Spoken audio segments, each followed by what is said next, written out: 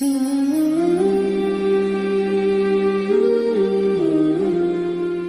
name is Shobit Jain. Sorry? Shobit. Shobit. Yeah. My question is, I am believing the ultimate power, in the ultimate power. So, is it mandatory to give the name?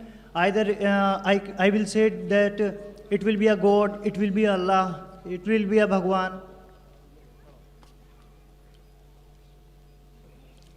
The brother asked the question that he believes in the ultimate power, but does he have to give it a name like Allah, God or Bhagwan? As long as you believe in the ultimate power, the Quran says in Surah Isra chapter number 17 verse 110. The Quran says, Qulidullah avidur Rahman ayyamatadu falal asmaul husna. Say, call upon him by Allah or by Rahman. By whichever name you call upon him, to him belongs the most beautiful name. Whatever name you give to the ultimate power, it should be a beautiful name and it should not conjure up a mental picture. If you give it a name and you degrade it, then we object. If you give it a name and you degrade it, for example, someone who can rest, someone who can lie, someone who makes a human being, someone who makes a mistake, someone who can die. So if you give certain name and certain qualities to God which degrade it, then we take objection. Otherwise, you can call God by any name, but it should be a beautiful name. It should not conjure up a mental picture.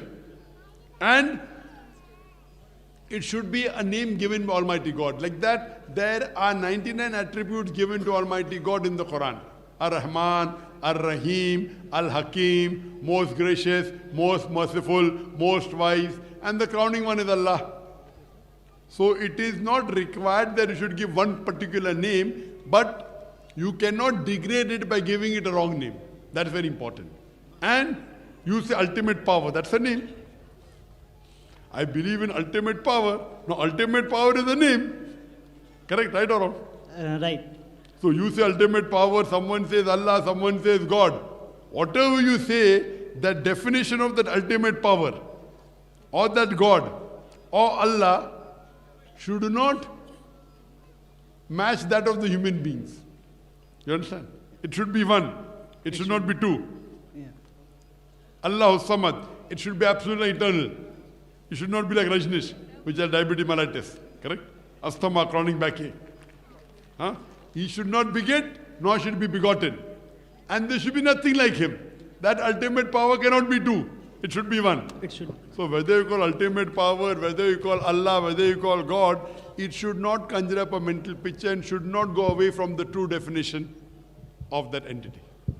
Hope that answers the question.